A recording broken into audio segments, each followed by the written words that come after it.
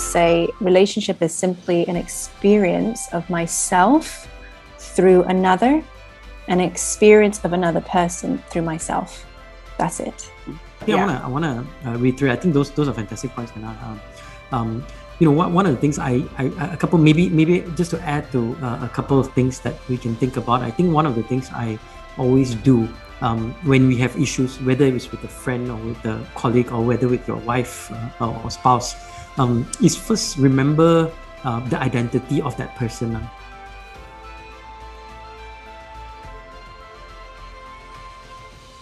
And I think where you do is you remember that identity, and then I think you go to the next step of really, and this one we learn when we do like negotiation or hostage. When a hostage taker puts a gun at your head and says, I want to take you hostage, right? You may not like that person, but you have to create a bond with them. If not, the person is going to shoot you, right? So similarly, and you have to build a relationship with a person that you really don't like, but that doesn't mean you cannot, right? And what you need to do to quickly build a bond is start to put yourselves in their shoes, right? Empathize, right? And when you do that, I think you start to see things from their perspective a little bit, and they may be wrong still, based on where you stand and where you think. But you start being able to start to communicate maybe in a language that is a little bit more palatable to them. And I think that's the last part, and I think, Hannah, you said it perfectly, is right. It's ultimately about a core issue, right? But the communication of the core issue is what's causing the divergence, right? Because when it's really about communicating, right? I mean, we both may actually, and I've seen this many times, right? We both may want the same thing, but ultimately the way we communicate is causing that conflict to become bigger and bigger and bigger, right? So ultimately, if we can both identify, and by empathizing, you're able to drill it and distill it into this the core issue.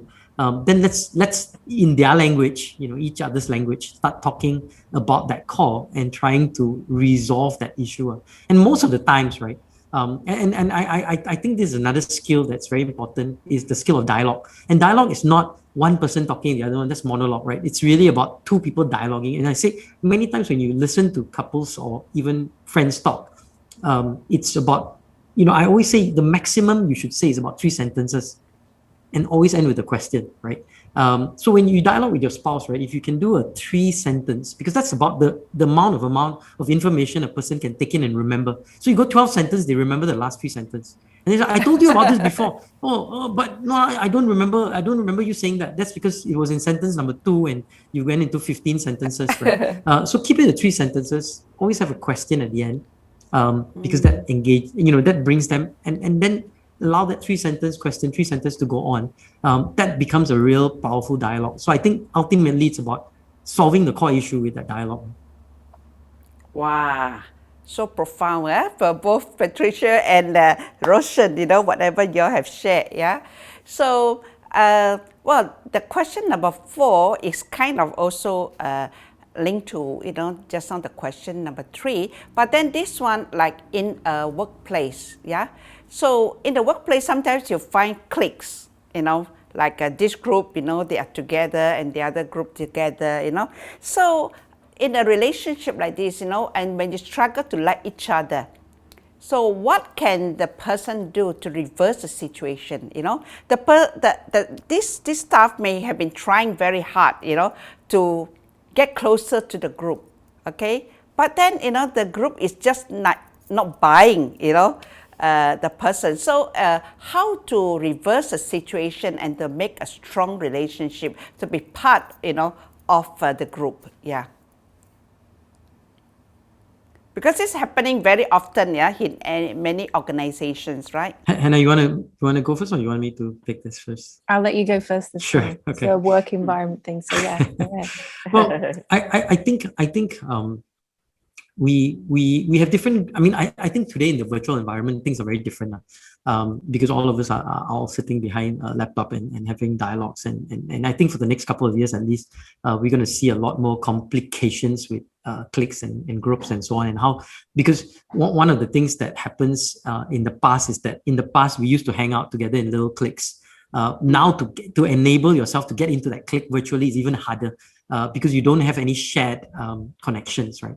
So I think the first part is about addressing the whole issue of shared connection, right? How do you build a bond into a couple of people at least you must have some bonds with one or two of the members of the folks in the group.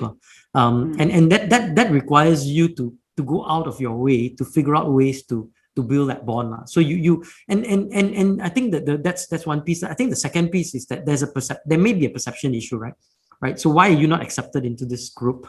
And so you fixing that is a little bit harder, because when you first came and connected, you may have many of us prescribe what we call the halo effect. So I'm see Hannah, a love coach. I may straight away have a perception of, okay, that's the type of person, and because I've seen someone else who's a love coach or who's this, I'm straight away ascribing that effect on her, and so she's like this, right? And even though she may be a completely different person, right, I've already kind of tagged her and made her into this mold, which now is built into my perception. So every time I think of Hannah and talk to her, I'm like, I'm straight away, I need to talk in this mold, right?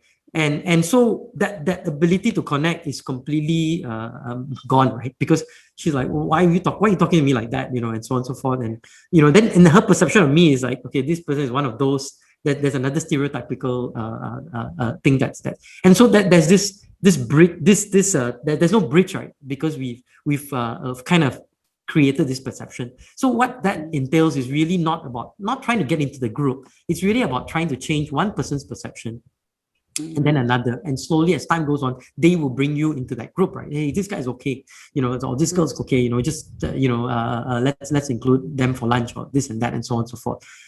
So in a typical workspace, no problem, but I think in a virtual space, it's even more challenging, right?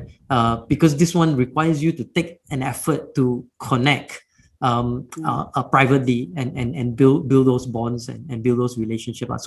So to me, I think in a very, very summarized way, there's a couple of, you need to understand what the reason is. Is it because they have a perception of you? Is it because you are essentially have not actually taken the time to connect and build deeper bonds individually with this person? Or is this group really they don't see any value in you coming in anyway?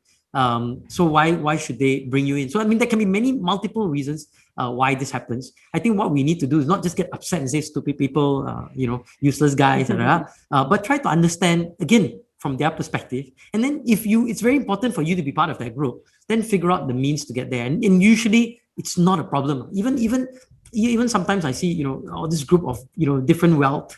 And they only want to hang out with wealthy people and so on. But you say it's important for me to be there, and then you find, okay, what value can I bring to them? And when I bring that value, then they bring you in. It's like, oh, okay, you're part of this. You may not actually have that entire stamp that you look and feel and talk and be like them, but because they ascribe that you're going to bring value to my group, I'm going to bring you in, right? So you need to understand what the essence of it is, and then you're able to mitigate it and get to the heart of it. Yeah. Very good. Yeah. So whoever that's listening to this, I'm sure in many company setup, you will have this kind of things going on. But then, as what Roshan said now, because 60% work in the office, 40% at home. So yeah, less of those cliquey kind of thing. Yeah. But it is actually a good lesson to learn. Yeah. To see what value you can bring, to the people. Yes. Because sometimes it's a perception. The person might not necessarily be what you perceive the person to be, yeah. But sometimes it's hard to actually know what their perception is, yeah. So if they are not open, they are not being authentic with you, then you just have to think like, what values I can bring to the group, yeah. So that is actually a very good piece of advice. Okay, Hannah, you have anything to add? You would like to say something? Yeah. Yeah, I love what you shared, Roshan. And I feel like it's really, the core of the work that I do is helping people to see their unconscious kind of projections onto people, right? We all do it, whether or not we like it. And it's like a filter, It's like an Instagram filter of whatever, color, right? And then that filter goes onto that person and it's only orange, when actually maybe they're pink, blue, and yellow. Yeah. But because of our projections that lives within us, that comes from our past, right? Our past experiences. And most strongly, it will always be from our primary caregivers, right? The people we've had our primary, most impactful relationships with. that will always, without us even really, choosing to consciously, we just unconsciously project, right? Unresolved stuff with our fathers, unresolved stuff with our mothers, unresolved stuff with our sisters, and we don't realize, right? So when I notice myself or someone else that I'm working with, they say, I don't like that person. I don't know why, I just don't like them. And I ask, well, why? Why don't you like them, right? Who did they remind you of? What fears did they bring up in you? What projections, right? What's already happening in your mind, summing up? That person's going to betray me. That person's not safe, right? That person's going to reject me. That person and it's always because it reminds us of something that we haven't fully dealt with from our past. So really, in terms of building strong relationships, it's all about working on the relationship with yourself, right? The more that you understand yourself, you understand, okay, these are all the patterns that I've learned about what relationships look like, what I've decided I'm worthy of, right? I may feel like I'm worthy of attention and love from a masculine figure, but because I've had a very traumatic relationship with my mother left when I was young, whenever I now try and have any relationship, right, friendship or colleague relationship with a woman, it's so difficult. You know what I mean? So the more that you can understand yourself, the more you understand what your past has kind of built into you, right? I always say there's a blueprint. We all have our own, like, it's like our fingerprint. It's so specific and unique to us. And it's up to us to do the work of uncovering that blueprint. And then I say becoming free of it and taking all the gifts from it. So we're no longer like trapped by it, right? We're no longer trapped by the projections that we put onto people, the fears, the ideas, the limiting ideas that we have on what we think we can experience, right? So that's what I would add to that. Yeah. Okay. So having shared all this, so is there such thing as like a perfect relationships?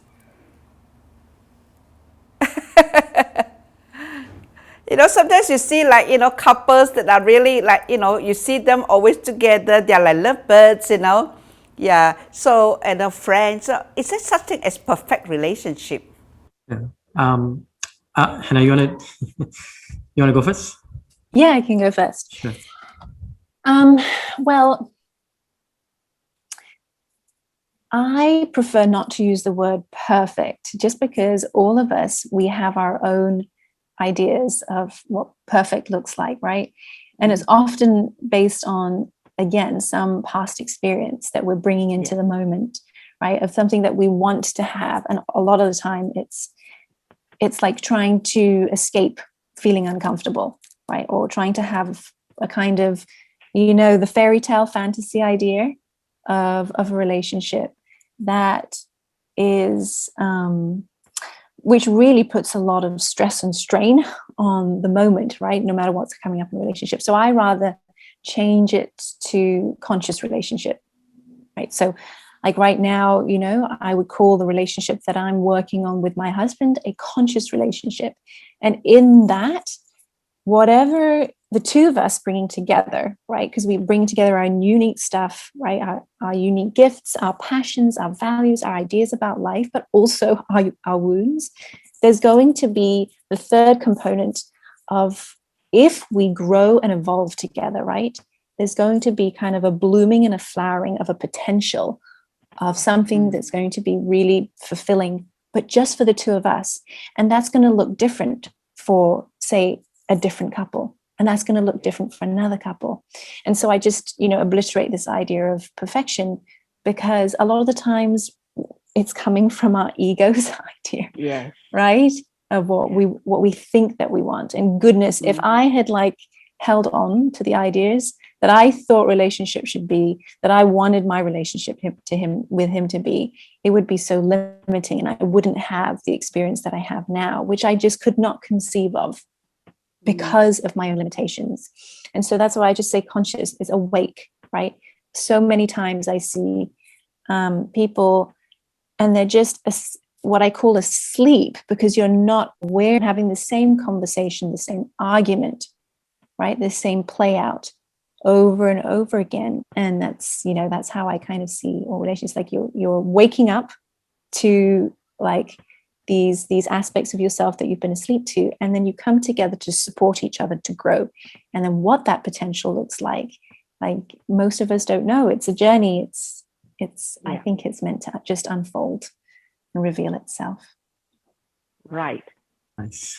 Okay, Roshan. Yeah. So no, I mean, I think if someone's, again, perfect is relative, right? So each person has a different definition of what perfect is.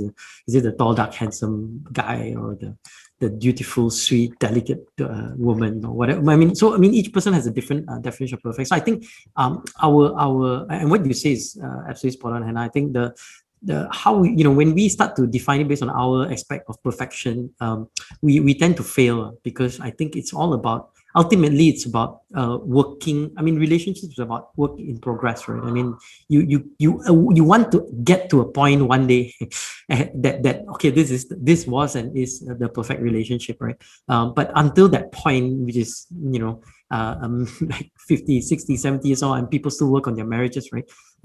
It's a work in progress, right? So I think the key is about acceptance of each other, and the merits and also the demerits, right? I mean, the wounds, like you say, and the other joys that you bring, right? And ultimately, it boils down to that reciprocity, right? I think ultimately is the lifeline of every relationship. So I think if we come in the mindset there's going to be a perfect relationship, we come with the mindset about, you know, we might end up failing, right? But we come with the mindset that we're going to work together. And the common goal is to have ultimately get to this point where we have this dynamic, wonderful, supportive relationship that enables each other's happiness, and, you know, that puts each other's happiness above our own, and we have that honest, supportive trust that's built in. I think we can get to a point of saying that, hey, this has been a really, really good relationship at some point in time in life. So I think it's not about, I think we shouldn't start when saying we're looking out for this perfect relationship. I think we build a relationship, and then we want to attain, the goal is, after many years, is to get to that, to saying that, look, this has been a really, really good relationship. So I think that's a perspective we must have. You know, don't start with, I'm looking for a perfect, start with, I need a relationship, and then I'm going to work it to perfection at some point in time. Yeah. So the viewers will know that there's no such thing as perfect relationship, right? So don't even imagine that, yeah, because yes, it's true. Human beings, we make errors. You know, we can never be perfect. Yeah. So yes, as what Hannah said, you know, consciousness, yeah, open communication, mutual respect. So arguments, to me, it is actually very healthy. Yeah. In a relationship, there's no argument. To me, there are a lot of secrets.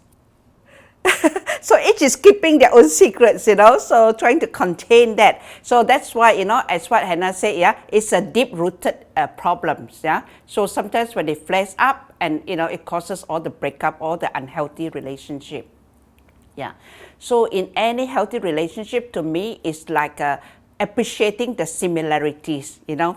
We have, you know, similar things we want to do together, and also respecting, you know, the differences. Yeah, be authentic, be very open in your communication. Yeah, don't keep things inside, because if you keep things inside, that means, you know, you are not being truthful. So yeah, so I think it's as authentic, as self-conscious as you can, right? Yeah, so I think this is how you can actually nurture a healthy relationship. Yeah, so wow, the time flies, huh? So we are already coming to the end of our show. Yeah, so I know there's still so much to talk, because the healthy relationship, yeah, cannot be covered just within the half an hour kind of session. All right, so we will definitely catch up, you know, both of you again, you know, for a more deeper understanding on how to attain, you know, healthy relationship, not perfect relationship. Because this is something, you know, that we will not expect, you know, from anybody, not even ourselves, because ourselves are not perfect, right? Yeah. Okay, thank you so much, Hannah and Roshan, for coming onto our show. Yes, we have really enjoyed so much, and I hope that, you know, you are also enjoying yourself as much as we are. Yeah, And you have brought a lot of wisdom, a lot of your own experiences, to the viewers. So I'm sure, the audience would definitely appreciate it. Yeah. So, all right. So I wish you both, the best. Yeah. And stay safe and stay healthy. Thank you, Ruby. Thank you. So All the till we best, see everyone. you again. Bye-bye. Bye. Bye, Roshan. Bye. Bye, Hannah. Thanks again for coming. Sure. Bye bye.